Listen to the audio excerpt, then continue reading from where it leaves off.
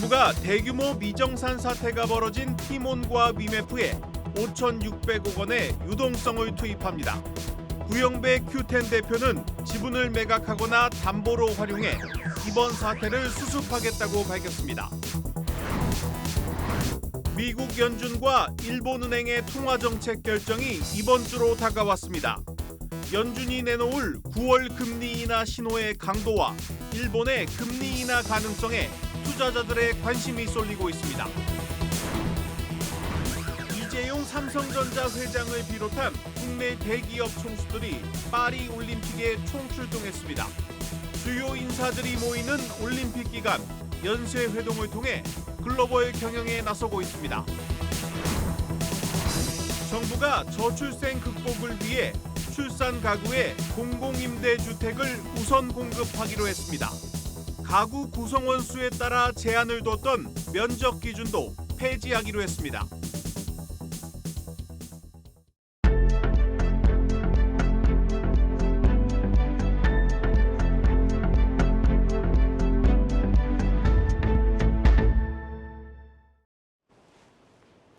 뉴스 플러스 시작합니다. 이번 주는 미국 연방준비제도와 일본은행이 통화정책 결정을 위한 회의를 여는 이른바 통화정책 슈퍼위크입니다.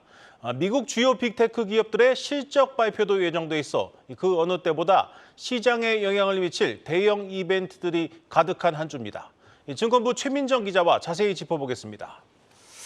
최 기자, 가장 큰 이벤트는 역시 미국 연준의 연방공개시장위원회 FOMC인데 벌써부터 이 9월 금리 인하 가능성을 넘어서서 이 빅스텝 가능성까지 거론이 되고 있습니다.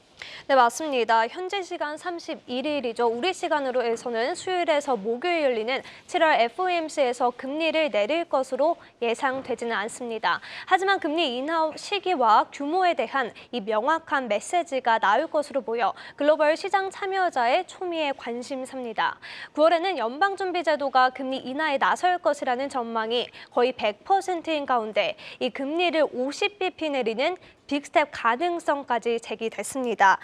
고금리 장기화에 따른 급격한 경기 침체 우려가 부각되고 있기 때문입니다. 12월 말까지 기준금리가 25bp씩 3회 인하할 확률도 57%까지 올랐는데요. 다만 실업과 고용 지표가 빠르게 둔화하지 않는다면 12월 금리 인하 가능성은 배제될 수도 있습니다.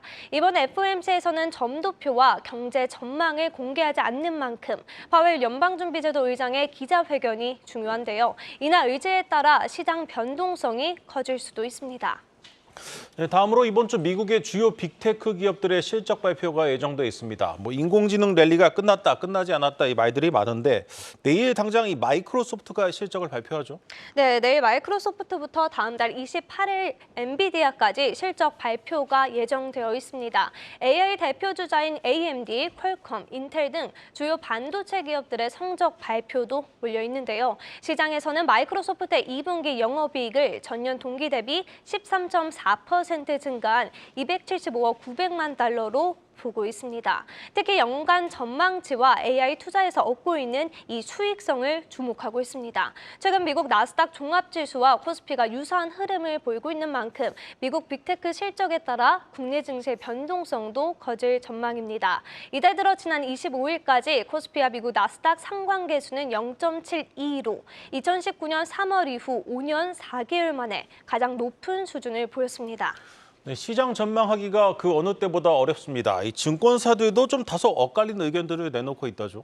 네, 맞습니다. 대신증권은 코스피 저평가 매력이 부각되면서 2,900선 돌파에 나설 것이라고 전망을 했습니다. 이외 미래에셋증권, IBK투자증권도 반등세를 이어갈 것으로 내다보고 있는데요. 관련 인터뷰 들어보시죠.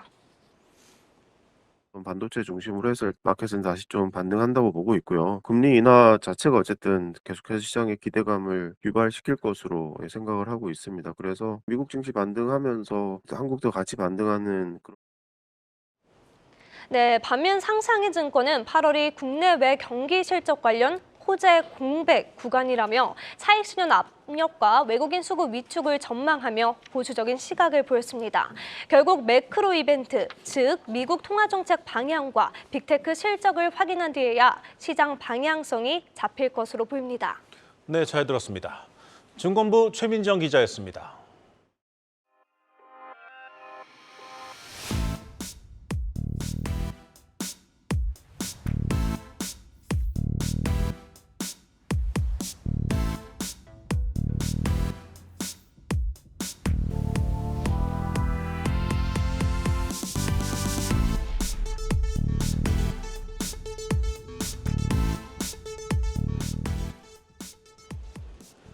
그동안 꿈쩍하지 않았던 일본 엔화가 빠르게 반등하면서 글로벌 금융시장이 요동치고 있습니다. 일본은행이 이번 주 통화정책 결정회의에서 금리를 올릴 것이라는 전망 속에 엔화가 들썩이고 있습니다.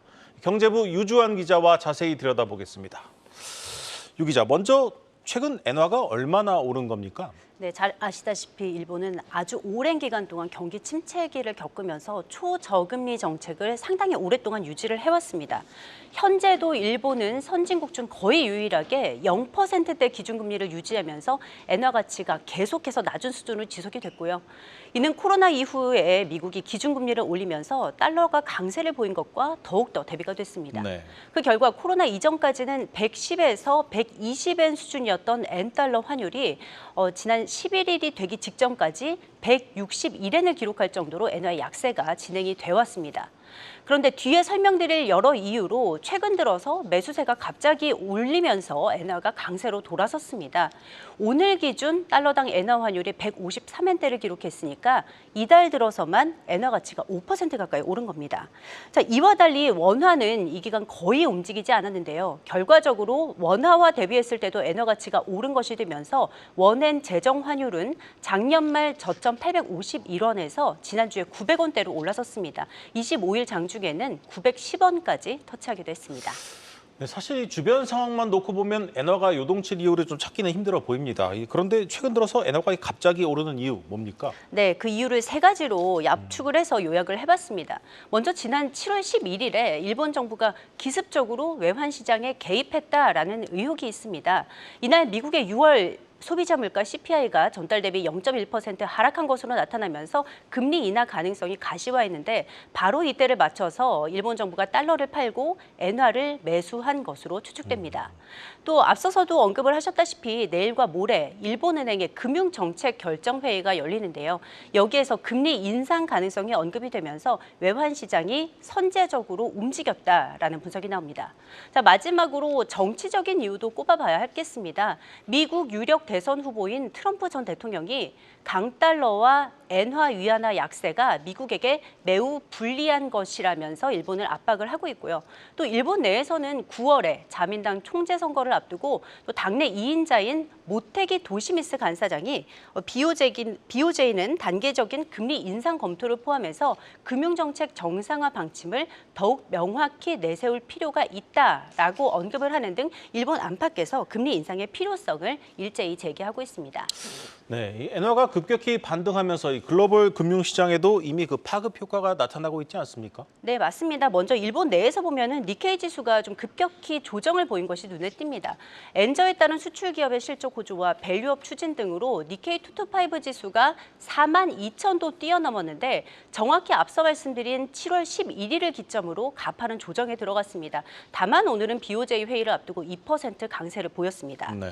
자, 글로벌 투자자들이 엔화에 관심을 갖는 이유는 바로 전 세계를 누벼오는 엔캐리 트레이드 자금이 이동할 수 있어서입니다. 워낙 규모가 크다 보니까 글로벌 금융시장의 변동성을 키울 수 있다는 우려가 함께 나옵니다. 엔화로 자금을 조달해서 금리가 높은 곳에 투자해 그 차익을 노리는 투자가 바로 엔캐리 트레이드인데 이 자금 규모가 전 세계 금융시장에서 얼마나 되는지 정확하게 집계하지는 못하고 있지만요. 약 20조 달러 수준으로 짐작되고 있습니다. 하나로 따지면 무려 2경 6,700조 원이 됩니다. 자, 일례로 일본은 정책금리가 0에서 0.1%인데요. 미국이 5.5%, 호주가 4.35%, 멕시코 11%, 브라질이 10.5%니까요. 엔캐리 트레이드가 각국의 채권 시장, 주식 시장을 종횡무진할 수 있는 그런 여건이 지금까지 되어 왔고요. 일각에서는 금값 또 가상자산에까지 스며들었다는 분석도 있습니다. 또 최근에 AI 투자 열풍이 주춤하면서 미국 기술주가 좀 크게 출렁인 바 있는데 엔화 하락과 기술주 상승에 투자한 일부 헤지 펀드들이 엔화가 예상과 달리 강세를 보이자 서둘러 포지션을 청산하면서 또 기술주 낙폭이 커졌다는 분석도 있습니다. 이렇게 좀 엔캐리 트레이드가 좀 글로벌 금융시장에 큰 영향을 미칠 것이다라는 시각이 있습니다. 네, 이 투자자들의 관심은 엔화의 상승세가 과연 이 추세적인 것이냐, 이것이 관심일 겁니다. 이번 주 일본은행의 이 회의 분기점이 되지 않겠습니까? 네, 말씀하신 대로 엔화의 가치는 결국에는 금리 결정에 따라서 가게 될 것입니다. 현재로서는 일본 내에서도 금리 인상론과 반대론이 매우 팽팽하게 맞서고 있습니다. 일본은 엔화 약세에 따른 수입 물가가 상승하면서 수출 기업은 호조를 보이고 있지만 많은 국민들이 어려움을 겪고 있는 것으로 알려지고 있어서 금리 인상이 필요하다라는 주장이 있는 반면에 최근에 발표된 1분기 GDP가 마이너스 0.5%로 나와서 충격을 줄 만큼 경기가 안 좋은 상황이기 때문에 금리를 올리면 타격을 받을 것이란 그런 주장이 맞서고 있습니다. 네. 따라서 금리를 올리는 것이 쉽지 않을 뿐만 아니라 올린다 해도 우리나라나 미국처럼 0.25%포인트 수준이 아니라 0.05%포인트, 0.1%포인트 수준일 것이라는 전망도 나옵니다. 자, 이같이 전망하는 쪽에서는 최근 급등한 엔화 가치가 오히려 금정위 회의 결과 이후에 단기적으로는 다시 약세로 돌아설 수도 있다 이렇게 예상을 하고 있습니다. 다만 금정위에서 위원들의 기류와 또 바로 다음 날 발표되는 미국 FOMC 결과가 전해지는데 여기에서 미국의 향후 금리 인하 경로가 어떻게 언급되느냐 등에 따라서 영향을 받을 것으로 보입니다. 또 중장기적으로 보면은 엔화 약세는 2022년부터 본격적으로 진행되기 전까지 엔달러 환율이 110엔대 수준에서 움직여 왔습니다. 이어 비춰볼 때 현재 엔화 가치는 반등을 했지만 여전히 낮은 수준이라고 평가가 되고 있고요. 앞으로 흐름은 일본 내 상황뿐만 아니라 미국 대선 이후 정책에 따라서 좌우될 것이란 전망이 나옵니다. 네, 잘 들었습니다. 경제부 유주환 기자였습니다.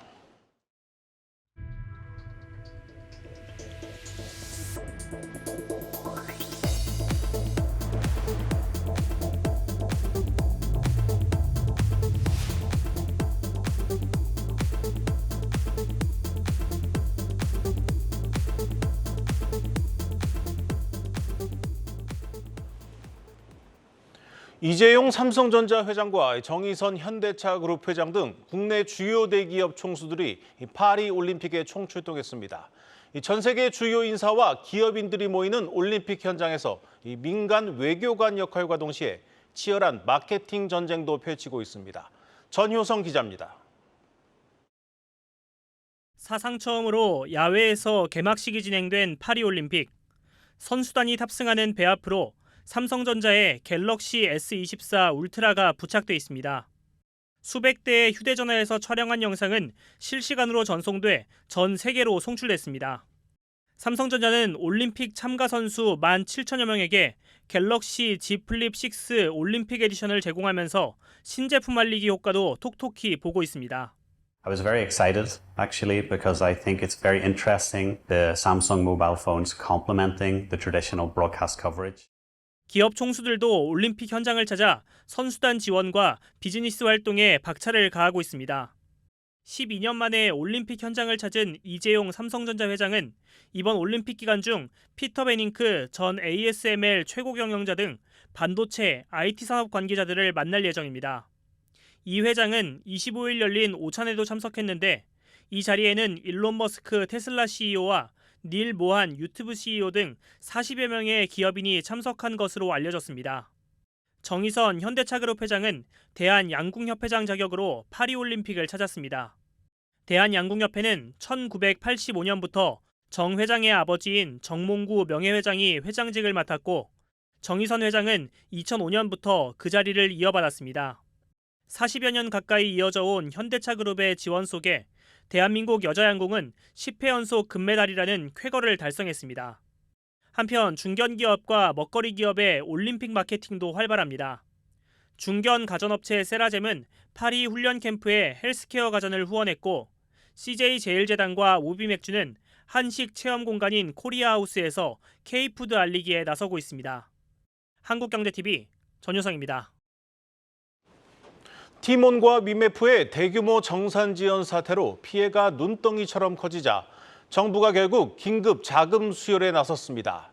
이 구영배 큐텐 대표도 처음으로 입장을 내고 사죄를 출연해 사태 수습에 최선을 다하겠다고 밝혔습니다. 전민정 기자입니다.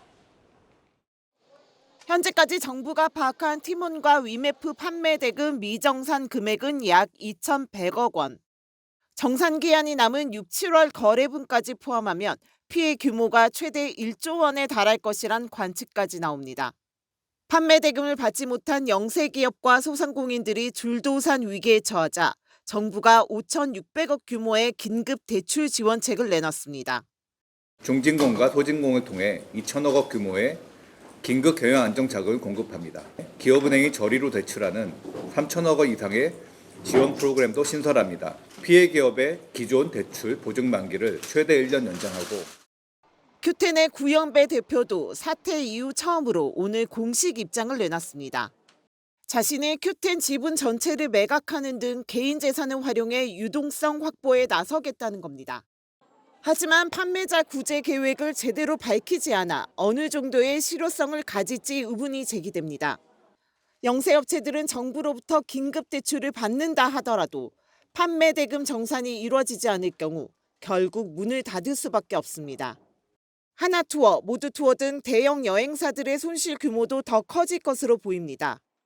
정부가 소비자 피해 구제를 위해 신속한 환불 처리를 압박하고 나서면서 여행주도 줄줄이 하락세입니다. 여행사 같은 경우에는 대형사들이 있다 보니까 자구적으로 해결했으면 하는 방향 같은데 6월이랑 7월 같은 경우는 손실 처리해야 되는 상황이 올 수도 있는데 7, 8월은 서프라이즈를 내긴 되게 어려운 환경이다.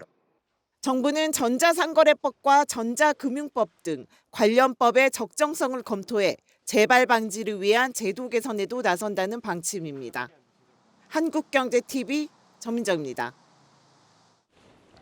SM 시세 조종 의혹으로 창업자 김범수 경영쇄신위원장이 구속된 가운데 카카오가 비상경영에 들어갔습니다. 하지만 이 총체적인 위기 속에 이 총수가 빠진 상태로 돌파구 찾기가 쉽지 않아 보입니다. 박혜린 산업부 기자와 함께 다뤄보겠습니다. 박 기자, 이 김범수 위원장 계속 검찰 조사를 받고 있는데 이 언제까지 구속이 돼 있는 겁니까? 네, 지난 23일 구속된 김 창업자의 구속 수사 기간은 현행법상 10일로 일단 내달 1일 자정에 만료가 됩니다. 다만 검찰이 필요시 법원 허가를 받아 최장 10일간 구속 기간을 연장할 수 있는데요. 법조계에선 검찰이 최대 구속 기간이 20일까지 채워 연장을 신청할 것으로 예상하고 있고요. 이렇게 되면 구속 기간 만료일이 주말에 걸치기 때문에 내달 8일 혹은 9일경 김 창업자를 기소할 것으로 전망하고 있습니다. 김 창업자는 현재 구속 상태에서 여러 차례 검찰 조사를 받고 있습니다. 여전히 혐의를 전면 부인하고 있지만 검찰은 자본시장법 위반 혐의와 관련해 충분한 인적, 물적 증거를 확보했다며 칼끝을 조여오고 있습니다. 이 본격적인 이 재판으로 넘어가게 되면은 이 공백이 더 길어질 수밖에 없죠. 네, 그렇습니다. 1심 법정 구속 기간은 2개월이지만 연장이 가능하기 때문에 최대 6개월까지 구속이 될 수 있습니다. 총수부재 장기화가 예상되기 때문에 카카오는 급히 비상경영 체제 구축을 선언했고 정신학 카카오 대표가 경영쇄신위원장을 대행하기로 했습니다. 비상경영 체제 이후 정 대표 주재로 진행된 첫 회의에서 정 대표가 그룹사에 당부한 건 쇄신과 AI입니다. 김 위원장의 공백에도 카카오가 그간 추진해오던 이 두 가지를 차질 없이 진행하겠다는 건데요. AI는 하반기 카카오만의 AI 서비스를 내놓겠다고 공표한 바 있고요. 쇄신의 경우 큰 축으로 실적이 부진하거나 시너지가 약한 계열사를 효율화하며 그룹을 재정비하고 있습니다. 카카오 측에선 비주력 계열사를 중심으로 재정비가 이뤄질 계획이라고 밝힌 한편 투자은행 업계에선 카카오 게임즈와 자회사 카카오 VX에 더해서 카카오 엔터테인먼트 등 주력 자회사 매각 가능성까지 유력하게 거론되고 있습니다. 일각에선 SM엔터의 재매각설까지 나오고 있는 상황입니다. 네, 그렇다면 지금 매각이 거론되고 있는 이 계열사들 기업 가치는 좀 어느 정도 수준입니까? 네, IB 업계에 따르면요. 카카오 게임즈가 지분 65.19%를 가지고 있는 카카오 VX의 기업 가치는 약 5천억 원입니다. 이를 적용한 인수가액은 약 3천억 원 내외가 될 것으로 추산되고 있고요.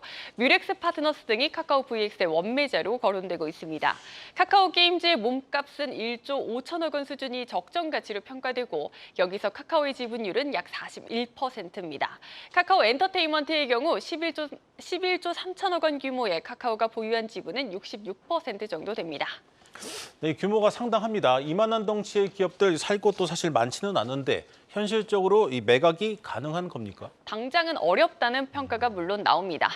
최종 의사결정권자의 부재로 굵직한 의사결정이 불가할 것이란 우려감에 더해서 인수자 입장에서도 사법 리스크가 얽혀 있는 데다 매각이 거론되고 있는 비주력 자회사들의 업황이 좋지 않고 경쟁사 대비 기업 가치가 고평가되었다는 이유에서 인수를 서두르지 않을 것이란 평가가 나오는 겁니다.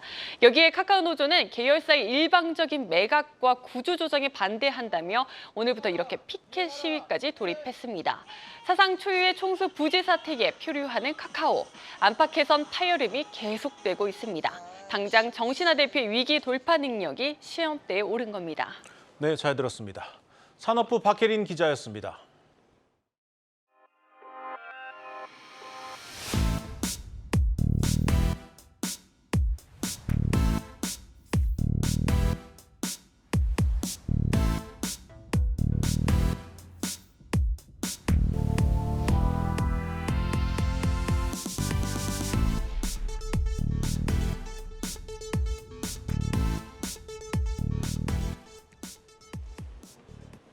한국토지주택공사 LH가 도심 내 질 좋은 공공주택 공급에 속도를 내고 있습니다. 최근 첫 선을 보인 든든 전세주택의 경우 경쟁률이 21대 1에 달할 정도로 뜨거운 관심을 모으고 있습니다. 성나균 기자입니다. 당산역 인근에 위치한 한 건물. 한국토지주택공사가 폐업한 관광호텔을 리모델링해 선보인 특화형 매입임대 주택입니다. 청년과 예술인, 장애인 등 다양한 입주계층의 수요에 맞춰 공급하는 주거 모델입니다. 높은 금리의 전세 사기 여파까지 더해지며 민간 빌라 시장이 위축되자 공공이 직접 나선 겁니다. 실제 지난해 전국 빌라 인허가 물량은 전년 대비 약 70% 감소했습니다. 반면 LH의 매입임대주택 인기는 점점 높아지고 있습니다. 시세보다 저렴한 가격에 더해 보증금을 떼일 염려가 없기 때문입니다. 보증금은 100만 원이고요. 월세 같은 경우에 45만 원에 살고 있습니다. 인테리어나 디자인이 굉장히 깔끔해서 좋은 것 같고요. 다양한 커뮤니티 공간들을 스터디라든가 이런 걸로 활용할 수 있어서. 새로운 공공임대 유형인 든든 전세주택도 등장했습니다. 무주택자라면 소득과 자산에 제한 없이 최장 8년간 거주할 수 있습니다. 전세 사기 걱정 없이 안심하고 거주할 수 있는 넓은 평형의 신축주택을 신속하게 공급할 예정입니다. 서민분들의 주거 안정을 위해서 앞으로 든든 전세 주택은 향후 확대할 예정입니다. LH는 오는 2025년까지 새집 15,000가구를 추가 매입해 든든 전세로 제공한다는 계획입니다. 한국경제TV 성나균입니다. 오늘 준비한 뉴스 플러스는 여기까지입니다. 시청해주신 여러분 고맙습니다.